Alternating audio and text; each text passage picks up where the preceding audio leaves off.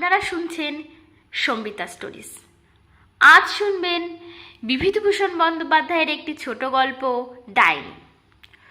Office থেকে ফিরে দেখলুম স্ত্রী মেয়েকে নিয়ে বিছানায় শুয়ে। চমকে গেলাম খুবই। ভয়ও পাইনি যে তা নয়। বিজুকে তো কখনো ভর সন্ধ্যাবেলা এমন করে সংসারের কাজকর্ম ফেলে শুয়ে থাকতে দেখিনি। মেয়ের আবার কি বিপদ হলো? ভয়ে ভয়ে কাছে গিয়ে জিজ্ঞাসা করলুম, ব্যাপার কি বিজু? বিজু কোনো উত্তর দিলে না। তার কপালে হাত দিয়ে দেখলুম জ্বর হয়েছে কিনা। না, শরীরে উত্তাপ তো স্বাভাবিক। তবে স্ত্রীর কানের কাছে মুখ নিয়ে গিয়ে ডাকলুম, বিজু। এতক্ষণ পর বিজু কথা বললে। কদিন থেকে বলছি এই অলক্ষণে বাড়িটা বদলে ফেলো, বদলে ফেলো। তা যদি কথা কানে করবে, কলকাতায় কি আর বাড়ি আছে? সত্যি বটে, বিজু কদিন থেকে বাড়ি বদল করার জন্য তাগিদা করছে, কিন্তু বাড়ি বদল করা তো আর সোজা কথা নয়। ভুক্তভোগী মাত্রই জানে, সুতরাং তেমন কোনো গ্রাহ্য করিনি। বললুম, এবারে কি দোষ করেছে? ব্যাস, বিজু যেন ফেটে পড়ল। দোষ করেছে? চারিদিকে সব ডাইনি। একটা মেয়ে নিয়ে যাও বা ঘর করছি, তা যদি ওদের সহ্য হয়। ডাইনি? আমিও সব অন্ধবিশ্বাসকে প্রশ্রয় দিই না কখনো। তা বিশ্বাস হবে কেন?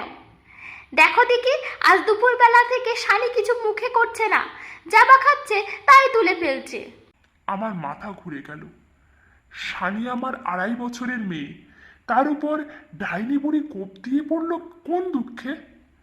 বিজু তখনও বলে চলেছে, আচ্ছা, ওদের কি চক্ষু লজ্জা বলে কিছু নেই? আমি বললুম, তা ডাইনিকে কোথায় দেখলে শুনি? ওইখানে। আঙ্গুলি সংকেতে বিজু পাশের বাড়ির একটা ঘর দেখিয়ে দিলে। তার সন্দেহ দেখে আমার সর্বাঙ্গ রিরি করতে লাগলো। আমি অস্ফুট স্বরে বললাম, কমলা? হ্যাঁ গো হ্যাঁ, বিশ্বাস হয় না? আশ্চর্য! আশ্চর্য কিছুই নয়। কদিন থেকে দেখছি ওই সোহাগ আদর পোড়া কপালের কপাল যখন পোড়া, তখন অপরের বাচ্চা কাচ্চার উপর নজর দেয়া কেন? আমি বিজুর প্রশ্নের কোনো উত্তর দিতে পারলুম না। মাসখানেকের কথা মনে পড়ল। একদিন ওই পাশের বাড়ির ঘরটায় কমলা চিৎকার করে উঠল, ওরে সুধারে, কোথায় গেলি রে? আমায় এমনি করে ফাঁকি দিলি কেন রে? রাত তখন প্রায় 10টা। আমি খেতে বসেছি। বিজু আমার দুধের বাটিটা এগিয়ে দিয়ে বললে, পাতের গোড়ায় একটু জল দাও। আমি বললাম, কমলা কাঁদছে না? আগে পাতের গোড়ায় জল দাও দেখি। সত্যি কমলা কাঁদছে, সারা মাতৃ হৃদয় মুঠিত করে কন্যার বিচ্ছেদ বেদনায়। 2 মাস আগে শোভা এসেছিল মর্তলোকে, আর আজ চলে গেল মায়া মমতার পাশ ছিন্ন করে। হয়ে পর্যন্ত মেয়েটা রোগে রোগে ভুগছে। সর্বাঙ্গে তার ঘা, বড় বড় দাগড়া দাগড়া। পুজের গন্ধে কাছে যাওয়া যায় না, কিন্তু কমলা সমস্ত ঘৃণা তুচ্ছ করে শোভার সেবা করেছে এ দুহাতে। তার ফলে নিজের গায়েও স্থানে স্থানে ঘা হয়েছে, সেসব গ্রাহ্য করেনি একটুও। সারা হৃদয়ে নিয়োজিত করেছে তার প্রাণ সদৃশ্য শোভাকে আরোগ্য করার প্রচেষ্টায়। বড় বড় ডাক্তার কবিরাজ দেখানো হলো, রোজ এসে ফোড়া কাটলো, অসংখ্য দেবতার কাছে মানত করা হলো। চেষ্টার কোনো ত্রুটি রইল না, কিন্তু সমস্ত চেষ্টা ব্যর্থ প্রতিপন্ন করে রাত 10টায় শোভা মহানিদ্রায় আক্রান্ত হলো।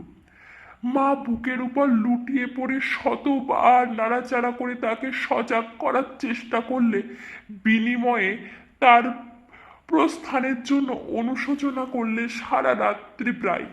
সে ঘটনার মাসখানেক পরে কমলা নাকি শানিকে দেখে একদিন কেঁদে ফেলে। বুকের একটা গভীর দীর্ঘশ্বাস চাপতে পারিনি।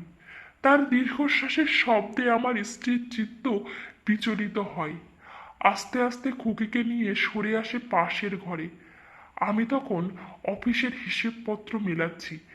বিজু আমার পাশে এসে বসলো।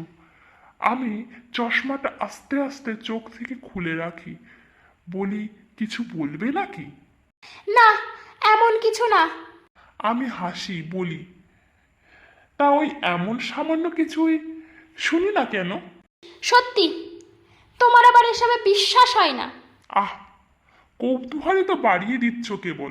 তুমি এ বাড়ি বদলাও।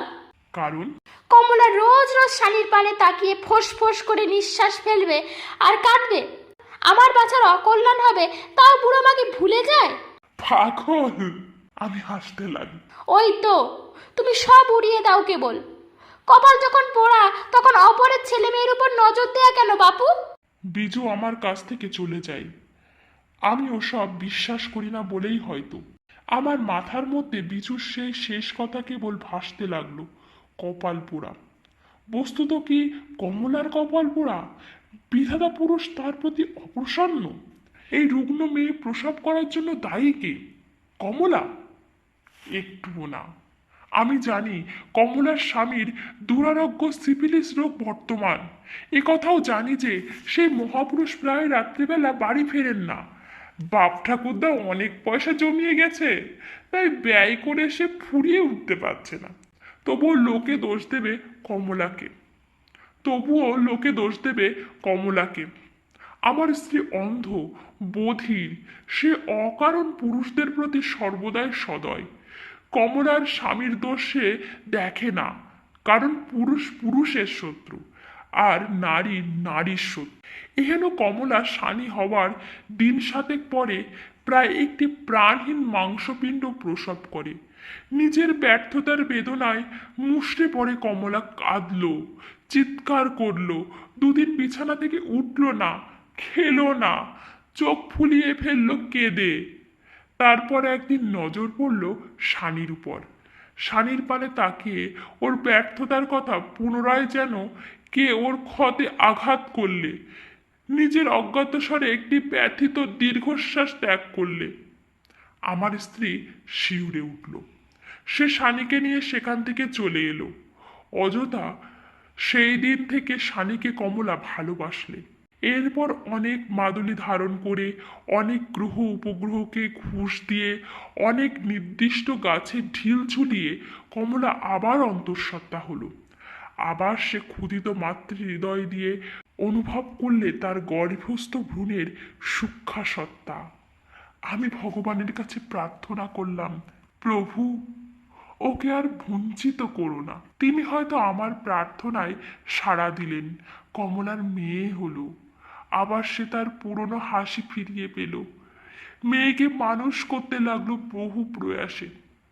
কিন্তু এ খুকিও বাঁচল না, তার এই পৃথিবীর আবহাওয়াটা সইল না।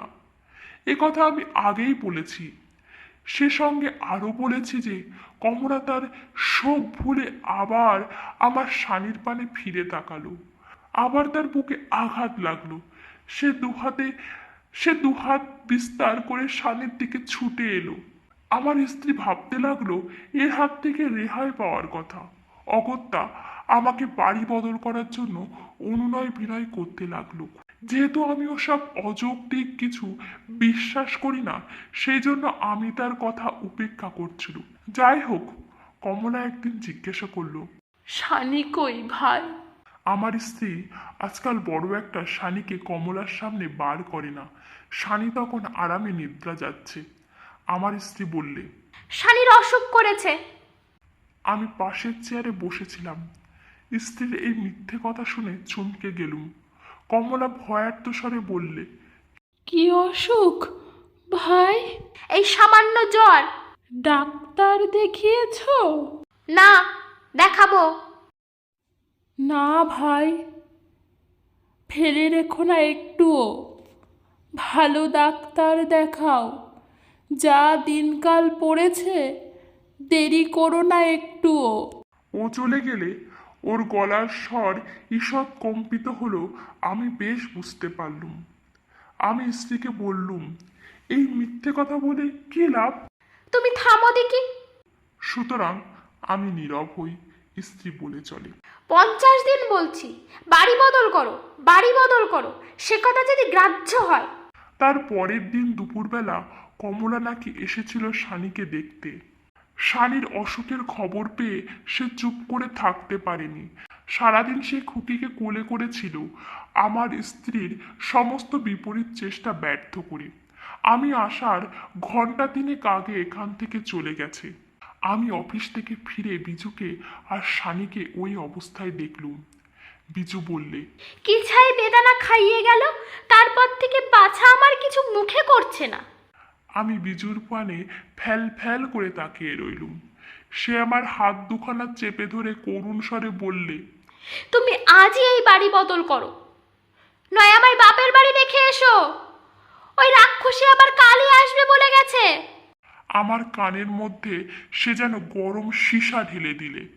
ঘরের মধ্যে আর কোনো শব্দ নেই, সব কিছু নিথর নিস্তব্ধ। আমি বিচার করতে বসলুম, শাড়ির অসুখের জন্য বাস্তবে কি দায়ী কে? কমলা না আমার স্ত্রী? মিথ্যা একজনের বুকে আঘাত করলে বিধাতার বিচারালয়ে তার কি কোনো শাস্তি নেই? বিধির বিধান কি নিরর্থক শব্দ সমষ্টি মাত্র?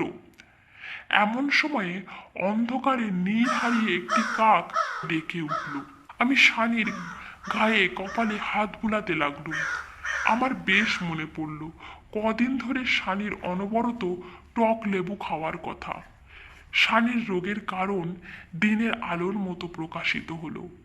ওই কচি মেয়ে অত অ্যাসিড সহ্য করতে পারে? ঠিক সেই মুহূর্তে ছাদের উপর একটি বিড়াল করুণ সুরে বিলাপ করতে লাগলো। সম্প্রতি তার একটি সন্তান মারা গেছে। আমার স্ত্রী চমকে উঠে আমার অনুরোধ করলো, আগে বিড়ালটাকে দূর করে এসো, আগে ওকে দূর করে দাও। আমি তার অনুরোধ শুনলাম না।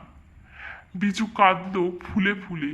তবে আমায় দূর করে দাও, আমি পথের ধুলো, আমি কেউ নই, আমায় গ্রাহ্য হয় না একটুও। একটু সুস্থ হয়ে শানিকে ডাক্তার বাড়ি নিয়ে গেলুম। ডাক্তার 1 ডোজ ওষুধ দিলে, সেই খাইয়ে দিলুম যথাসময়ে। বিজু সারা রাত্রি মেয়েকে বুকে করে নিয়ে রইল। আর আমার অবিশ্বাস দেখে দুঃখ প্রকাশ করলে। বললুম পরীর কাছ থেকে জল পড়া নিয়ে এসো, তা হলো না। ডাক্তার বলতে কি এসব সারাতে পারে? কিন্তু বিজুর কথাই মিথ্যে হলো। ডাক্তার আশ্চর্য রকমের শানিকে নিরাময় করলে।